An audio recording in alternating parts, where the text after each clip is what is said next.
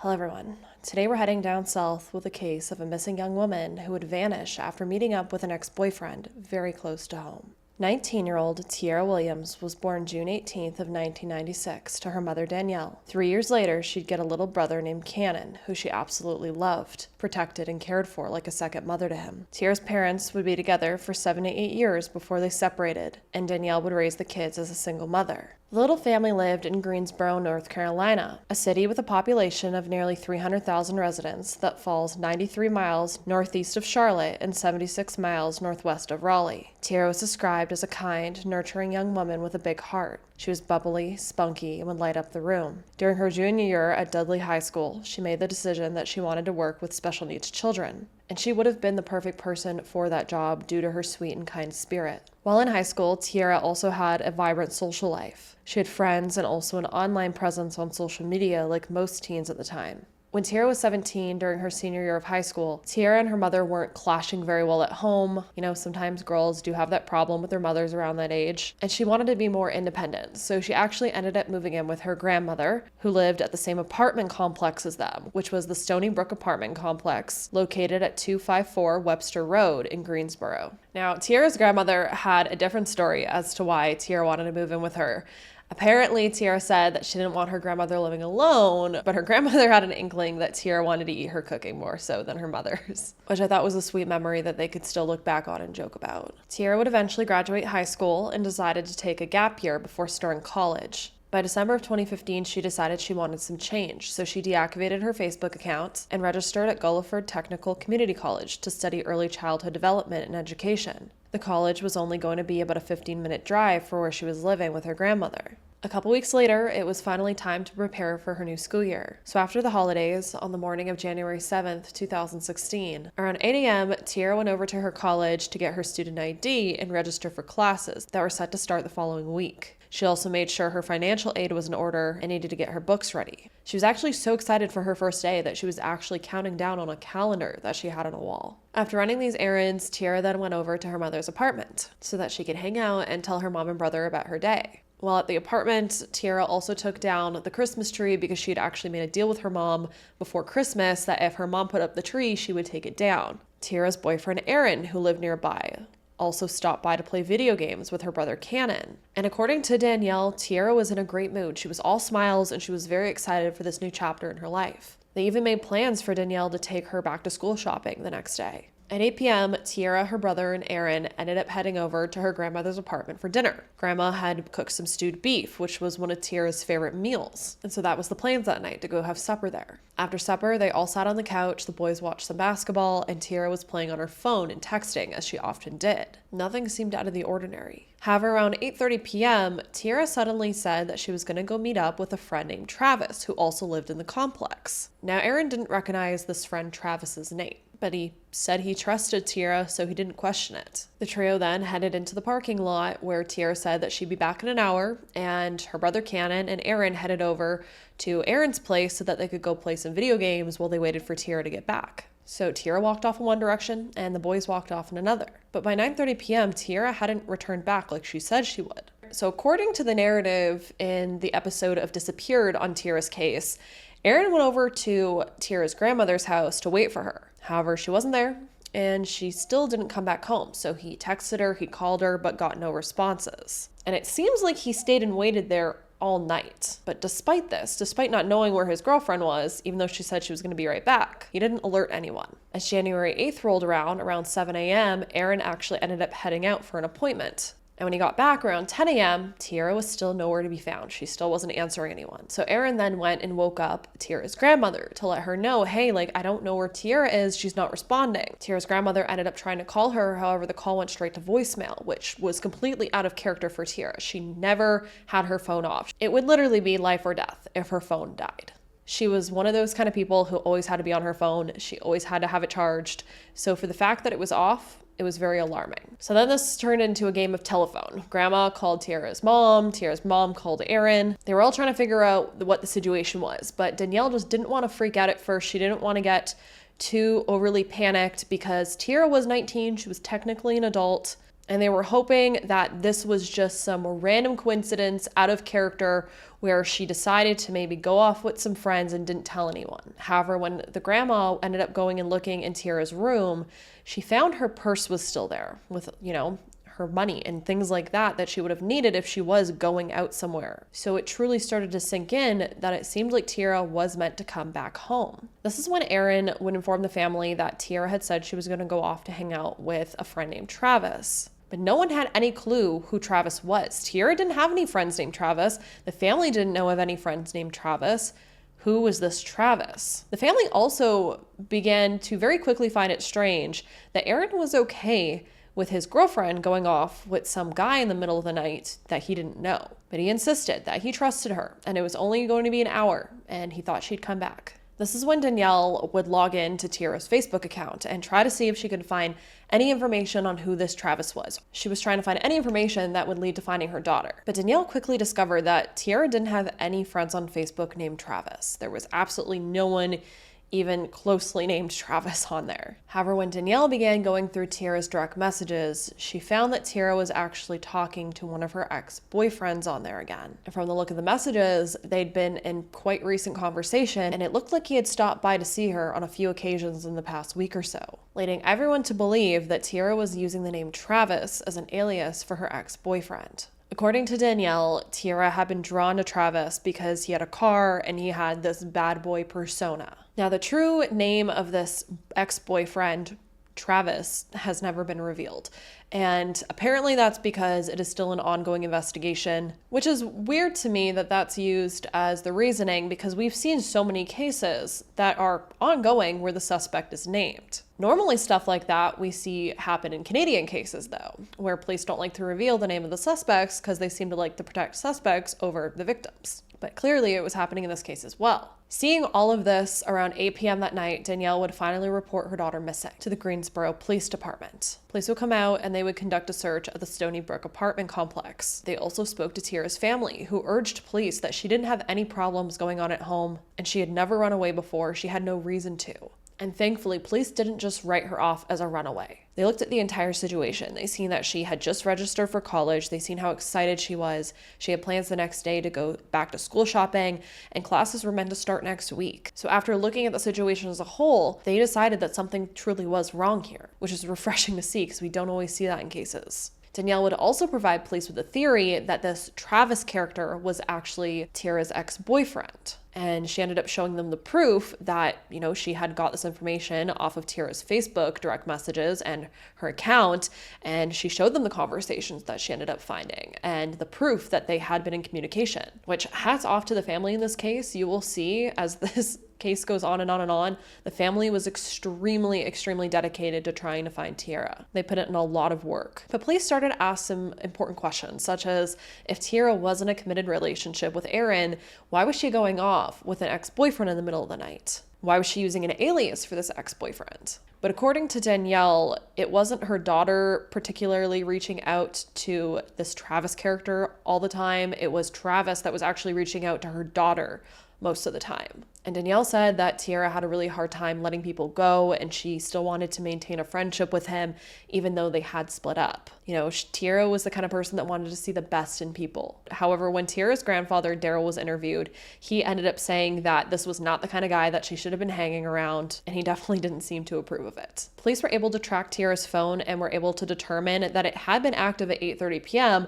when she had split up with her brother and boyfriend and went her own separate way to go hang out with Travis. And at that point in time, it was pinging at the apartment complex. But after that, it seems like they weren't able to find anything else. There were no other calls, no other texts after 8:30 p.m.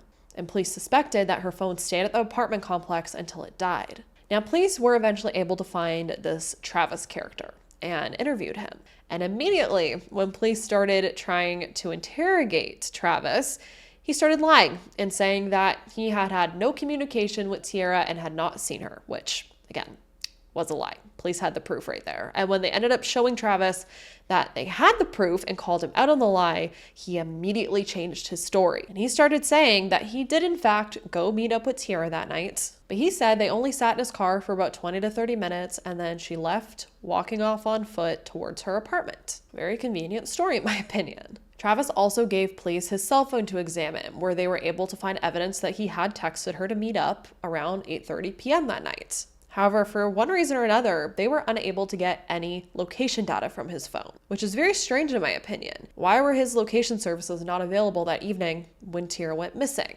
It makes me wonder, were they never available? Did he just always have his location services turned off on his phone? And for some reason, police still weren't able to even ping it from maybe the phone company? Or was this just an isolated incident where the night that Tiara went missing, his phone mysteriously wasn't pinging anywhere? Very weird part to note in this case. Police and CSI would also go on to examine Travis's vehicle. However, they didn't find any evidence that anything nefarious happened in there. There was no blood, there was no signs Tiara had been killed or something along those lines in the car. Now, there are methods where someone could die and there wouldn't be evidence left behind. I think that's important to note. Or that could mean that Tiara was in that vehicle, or it could indicate that Tiara wasn't killed inside of the vehicle. Maybe she was taken somewhere else, or maybe she left the vehicle and he was somehow telling the truth. But this left police having to search other avenues. And a big issue police were having with Tiara's disappearance is that there were no security cameras anywhere at the apartment complex, which is just such a huge disadvantage just overall in this case, as well as if any other criminal activities were happening there. If there had been security cameras at the apartment complex, they could have caught what happened to her. They could have seen if Travis was telling the truth and she did walk away from his car, or maybe Travis was lying and he did drive off with her somewhere. He'd already lied once, so who's to say he wouldn't lie again? Police would extensively search around the apartment complex with Tiara's family. They searched forests and creeks. They went door to door, canvassing the area and trying to search apartments. Because, if, again, Travis was somehow telling the truth and Tiara did walk away, is there a possibility that someone else in the complex had some nefarious reasons that night to do something to her? They could have grabbed her, brought them into their apartment, and had her held captive somewhere. Anything is possible. However, despite all of the searching, police and the family found nothing. Now, eventually it would come out that Tiara had another ex-boyfriend who was older, and his name was Trey. According to family, Tiara and Trey had broken up because Tiara was too demanding and Trey was going other directions in his life. But also according to family, even after their breakup, Tiara was still head over heels for him. Police and family would eventually speak to Trey. However, he claimed to also have not spoken to her, and they felt like he was being genuine and that he wanted her to be found as well. As a week passed, police took to the media to try to spread the news on Tiara's disappearance, hoping that, spreading the word, someone might see the case and they would come forward with answers. Posters would be put up, the media would speak on her case, and Facebook pages would be set up as well. Tiara's grandfather, Daryl, who was a former bail bondsman, also set up a hotline for tips that he ran. Imagine if your loved one went missing for an hour, a day, a week. A local family is living that nightmare right now as they work with police to find a missing 19-year-old last seen in Greensboro. Now police are worried something bad may have happened to her. David Janot has the latest.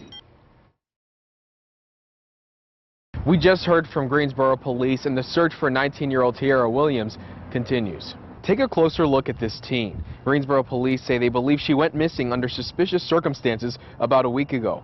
Family and friends have been using social media and flyers to get people to help them and police find Williams, who was last seen January 7th around 8:30 p.m.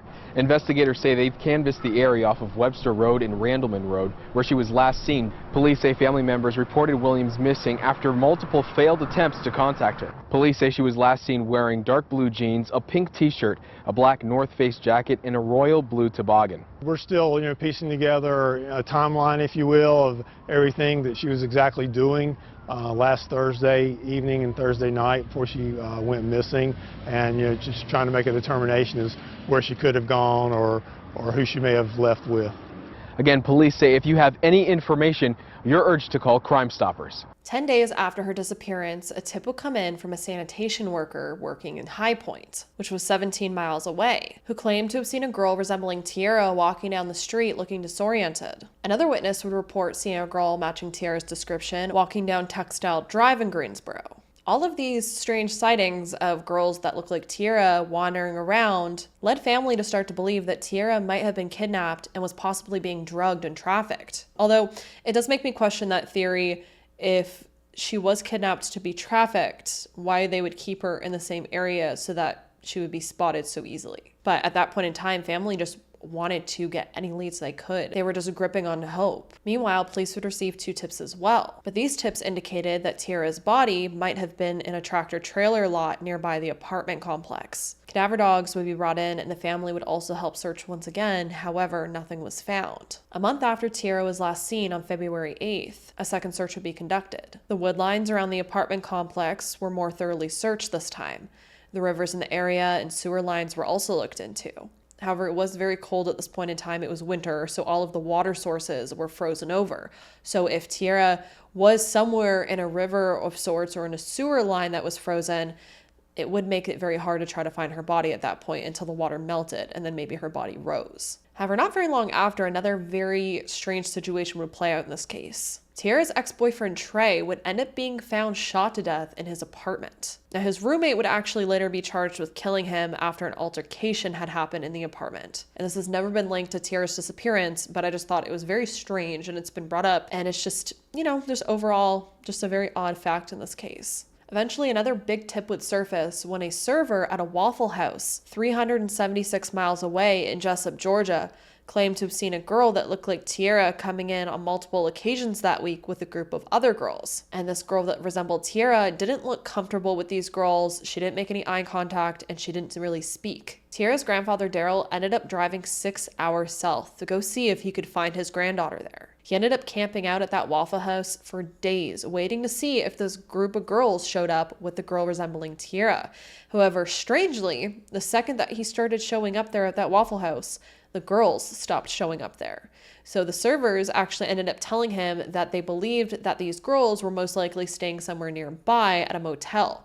So Daryl from there went and started searching all the motels in the area, going motel to motel to hotel, seeing if any of the staff recognized the description of these girls or Tiara's picture. And eventually he would end up at a motel where one of the workers ended up telling him that there was a gentleman that was staying there who they thought was a pimp that had many girls that were working for him in the area. And one of these girls appeared to be Tiara. So Daryl ended up calling the police because this was now, getting dangerous. And so police showed up, they ended up locating this man and these girls, and they apparently interviewed these girls, and the girl that they thought was Tiara said she wasn't. So it was ruled out that this wasn't Tiara after all of that. But this was very crushing to the family because Daryl drove all the way there. He'd put all this work in and he truly thought he was going to bring his granddaughter home. And then to find out that all of this was essentially for nothing, that it wasn't her, it really broke their hearts. But seeing this situation as a whole, it really breaks my heart as well that there are these other girls here that are seemingly being trafficked by this gentleman at this motel.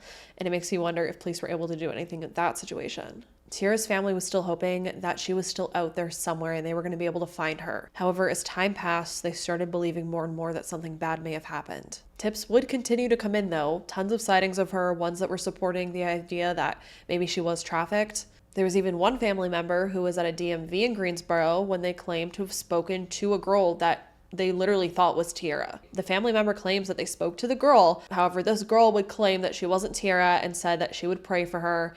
And there was surveillance footage that was even looked into. However, it was determined in the end that this girl was most likely not Tiara.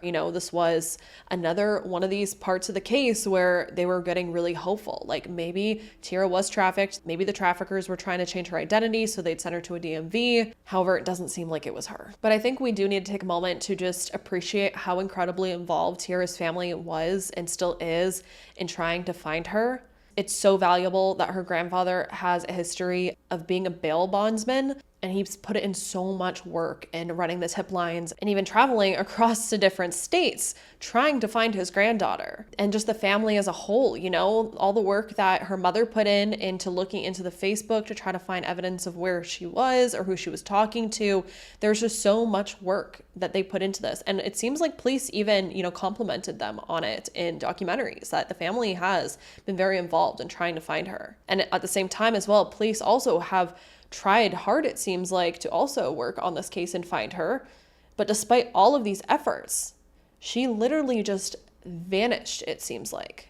There's really no evidence despite all of the work that's been put in. My heart goes out to Tiara's family. You can see that they truly do love this girl and that they want her to come home. You can clearly tell that she's very, very loved.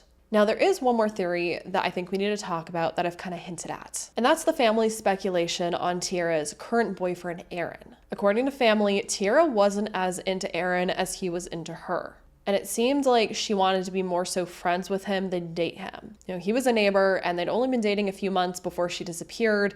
And it seemed like she was trying to find a way to break up with him.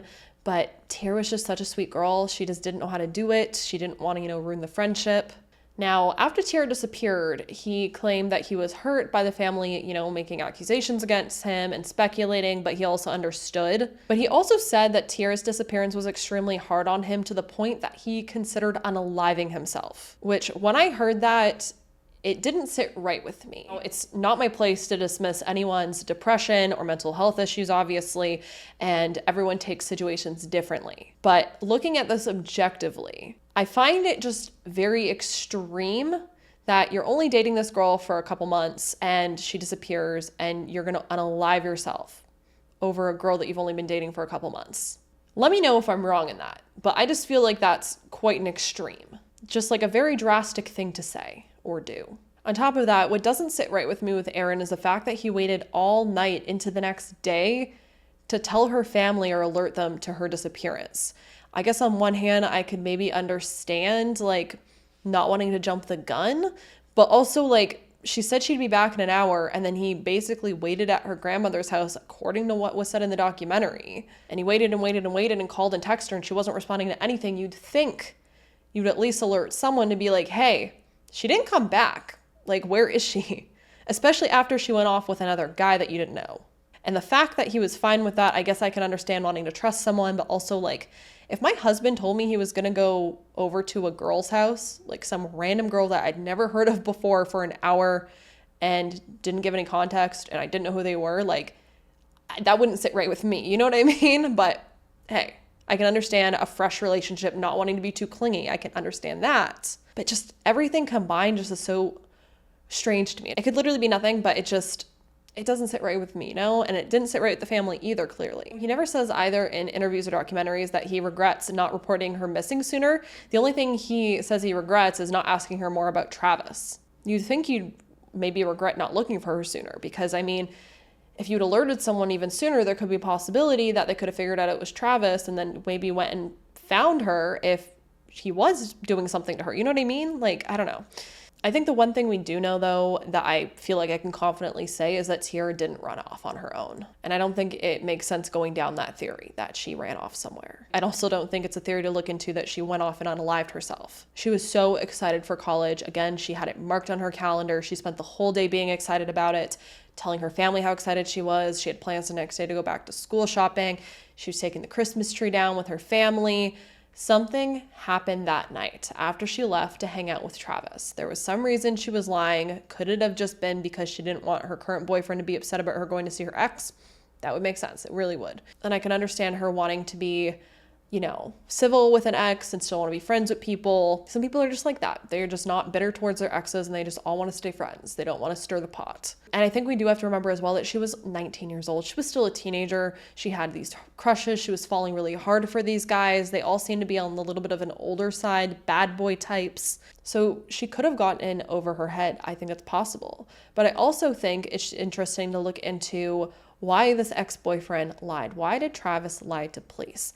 In my opinion, I sway more towards Travis being involved in this and have done something. It doesn't make sense to me that you would immediately lie to police when they ask if you'd hung out with her and then immediately change your story to, oh yeah, we did hang out once they called him out on it, unless he was trying to hide something. You know what I mean? It makes me wonder if this could have been a jealous ex. And clearly if the family is right in saying that he was the one contacting her all the time to hang out and meet up, could this be that he was trying to get back with her and she just wasn't interested in that way and it was just a jealousy? He snapped, he killed her. But I have seen people also theorizing that maybe it's the opposite, where Aaron snapped when he found out maybe that she went to see her ex and something happened with that. But then at the same time, you think he has an alibi, I'm sure. He went and hung out with her brother for the evening, but then he went back to the grandma's house, it seems like. But also he seemed not to be jealous at all over her because he didn't even question her or really care that she was going off with some other guy. So in my opinion, it's just more towards Travis did something. This anonymous Travis character, ex-boyfriend. I also find it so strange that police weren't able to trace his phone location. Why weren't they able to do that?